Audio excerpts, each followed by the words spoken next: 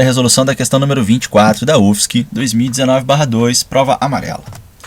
Bom, o item número 1 diz o seguinte: se a reta R é paralela simultaneamente aos planos alfa e beta, então alfa é paralelo a beta. Reparem que esse tipo de então aqui, né, galera, ele está dizendo o seguinte, que se essa hipótese ocorre, então necessariamente, obrigatoriamente, tá? Isso é o que esse então está dizendo.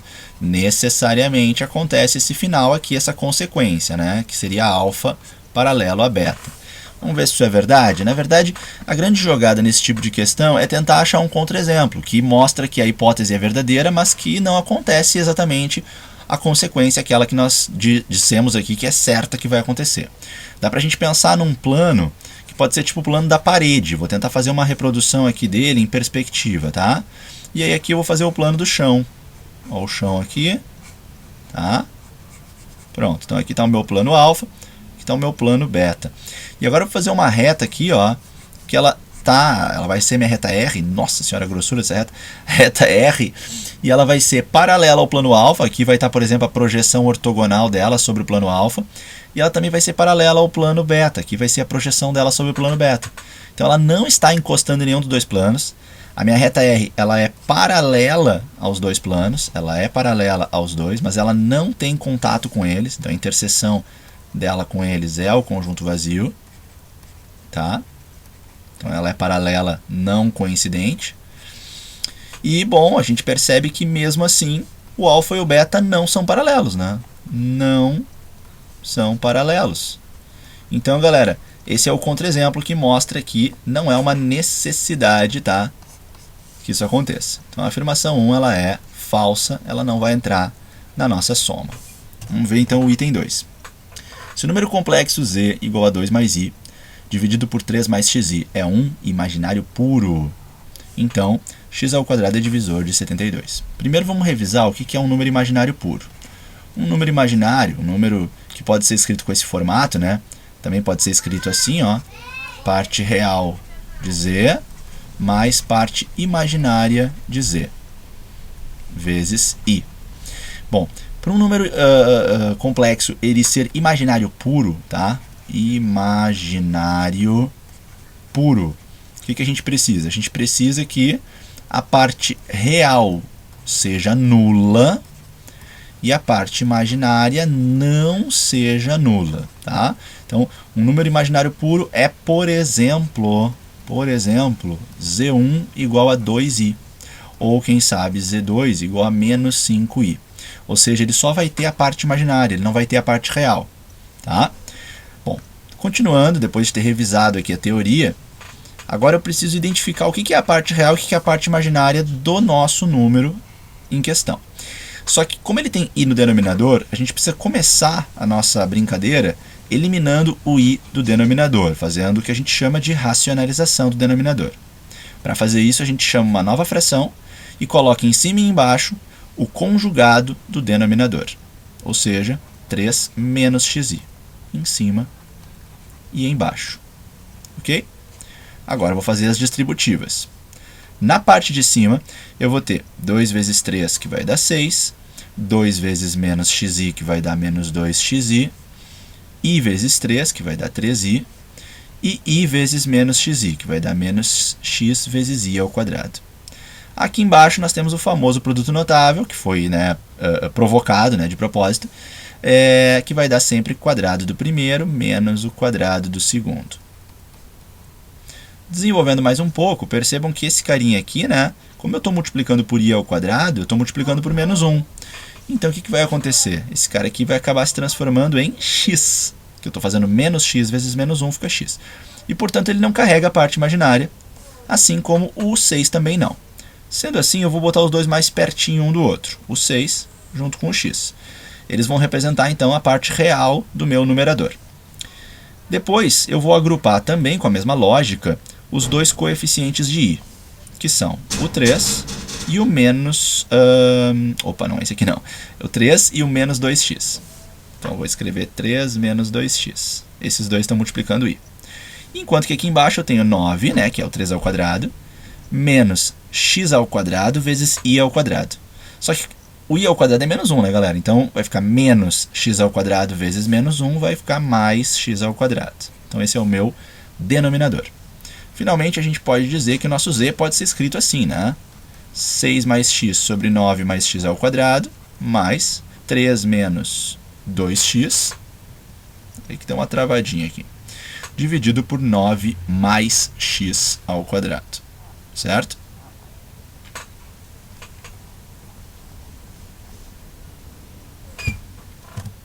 Então, 3 menos 2x dividido por 9 mais x ao quadrado, e tudo isso multiplica i. Assim, a gente pode perceber, agora com mais clareza, que a nossa parte real ela é 6 mais x dividido por 9 mais x ao quadrado, e a nossa parte imaginária ela é 3 menos 2x dividido por 9 mais x ao quadrado. Vamos para uma nova tela? E vamos lembrar então que nós queremos que a parte real seja zero. Então, deixa eu botar isso aqui. Então, 6 mais x dividido por 9 mais x ao quadrado precisa ser zero. Se eu passar esse denominador para cá multiplicando, ele vai multiplicar zero e ele vai acabar dando zero.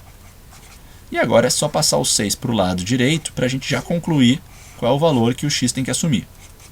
Seria prudente ainda testar esse valor no lugar da parte imaginária. Lembrem-se que a gente precisa que a parte imaginária não seja zero.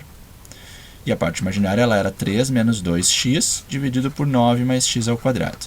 Fazendo o teste e colocando no lugar do x o menos 6, eu fico com 3 menos 2 vezes menos 6, acaba dando 3 mais 12, que é 15. Embaixo, 9 com mais menos 6 ao quadrado, fica 9 mais 36, que é 45. E que dá para ser simplificado para 1/3, mas o importante é que não é zero, ou seja, está tudo certo. Agora vamos responder a pergunta, né? Vamos atender ali a afirmação, ver se ela é verdadeira ou não. Ela estava dizendo que x ao quadrado é divisor de 72. Então, x ao quadrado vai acabar dando 36. Tá certo, é divisor de 72. O item 2 é verdadeiro. Tá? Ele entrou na soma.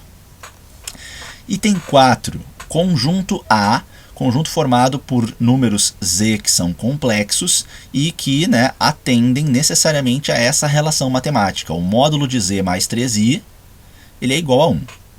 E aí está dizendo que esse conjunto possui dois elementos, possui só dois elementos. Isso nós vamos ver se é verdade ou não. Bom, galera, aqui tem um macete muito bom, né, sobre complexos na forma geométrica, né, na forma de desenho, e geometria analítica. Quando a gente tem um número genérico z, né, que pode representar vários complexos diferentes, como pares ordenados de um plano cartesiano, menos um outro número complexo daí fixo conhecido, e isso está entre barras de módulo, e isso é igual a k, né, sendo esse k um número real e positivo, tá? E sendo z1 um número complexo qualquer. Então, o que acontece, galera? Esse tipo de estrutura, esse tipo de equação na qual z é um número genérico, é um par ordenado genérico do plano complexo, esse tipo de situação, ele descreve uma circunferência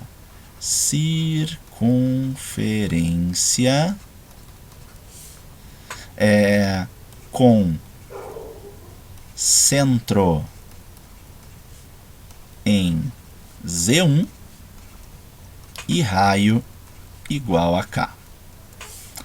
Então, essa é uma dica muito boa, galera. E para essa questão ela vai ajudar muito. Então a gente vai interpretar o seguinte: se o nosso número ele era Z mais 3i igual a 1, está muito parecido com essa estrutura aqui. Muito. Mas eu preciso de um sinal de menos aqui. Então o que eu vou fazer? Eu vou reescrever ela assim, ó. Em vez de Z mais 3i, Z menos menos 3i. Pronto, consegui escrever na forma aquela. Ou seja, isso aqui é o meu Z1, digamos, é o meu centro da circunferência, e esse aqui é o meu raio. Então assim, eu estou dizendo que todos os pontos, né, os afixos Z, todos os números complexos Z que satisfazem essa relação aqui e que, portanto, vão integrar o conjunto A, são todos os complexos que eu puder imaginar que no plano complexo estão a uma unidade de distância do menos 3i. O menos 3i está aqui, né? Lembra que no plano complexo o eixo imaginário é o eixo vertical e o eixo da parte real é o eixo horizontal. Então o menos 3i ele dialoga na geometria analítica com o par ordenado 0 e menos 3. Então aqui digamos que está o menos 4, aqui está o menos 1 do eixo horizontal e o 1. Aqui então está o menos 3. Então aqui nós temos alguns pontos cardeais para a gente marcar. E a nossa circunferência fica mais ou menos esboçada assim. E aí, galera, todos os infinitos valores de z cujos afixos posicionam-se sobre esta circunferência são elementos do conjunto A. Então, na verdade, o conjunto A possui infinitos elementos e o item 4 ele está errado, tá bom? Então é falso. Estamos só com o 2 como verdadeiro. Depois, uma questão de cônicas. A interseção de um plano com a superfície do cone duplo da figura a seguir somente fornecerá como seção ou um ponto, ou uma circunferência, ou uma parábola, ou uma elipse. Vejamos. Se o plano passar por aqui e tiver como única interseção esse pontinho de contato, vai dar o ponto, certo? Se o plano passar paralelo a um dos círculos da base do cone, então a seção, que é o encontro do plano, vai dar realmente um círculo, uma circunferência. Se o plano cortar aqui... agora eu vou apagar aqui para ficar melhor de enxergar. Deixa eu só tirar aqui essas anotações. Vamos lá, computador velho. Aí, então assim, ó. Aqui. Se o plano ele passar paralelo com as geratrizes, tá? Se ele cortar um dos cones paralelo com as geratrizes, então o que nós teremos é uma parábola, ó, mais ou menos assim seria o contato, tá? Uma parábola, certo? Uma elipse é possível? É possível, basta que a inclinação, vamos de novo apagar aqui para ficar melhor de enxergar, aqui, basta que a inclinação seja feita com um ângulo que é menor do que o ângulo que a geratriz forma com a horizontal, mas também não é o ângulo de 0 graus em relação à horizontal. Então é um ângulo intermediário entre esses dois, tá? Um ângulo que tem uma leve inclinação aí, né? Aqui. E aí esse não seria mais um círculo, né? Seria uma elipse, porque acaba deformando, tá? Então aí é o caso da elipse. Ok. Mas tem mais dois que não estão aparecendo aqui e que deveriam estar, né? E quando a gente usa esse ou na frente, galera, a gente diz que só podem ser essas possibilidades, tá? E não é verdade isso. Por quê? Porque existe a possibilidade de a gente traçar o plano paralelo com o eixo aqui dos dois cones, né? Que seria essa reta aqui que, né, passa aqui pelo centro das bases, tá? E também pelo ponto de contato. Então esse eixo aqui, se eu passar um plano paralelo a esse eixo, né? Digamos um plano que passa mais ou menos assim, tá? E faz o corte. Os contatos vão gerar duas curvas que parecem parábolas, mas que não são, e que são conhecidas por hipérbole. A hipérbole ela tem duas partes, né? Dois ramos, ou duas folhas, tá? Então faltou a hipérbole, por exemplo, então já está errada a questão, e ainda faltou uma situação que é o plano ele passar tangenciando as geratrizes, né? E aí se ele passar tangenciando as geratrizes, o que ocorre é que a gente tem uma reta aqui, né? Tá?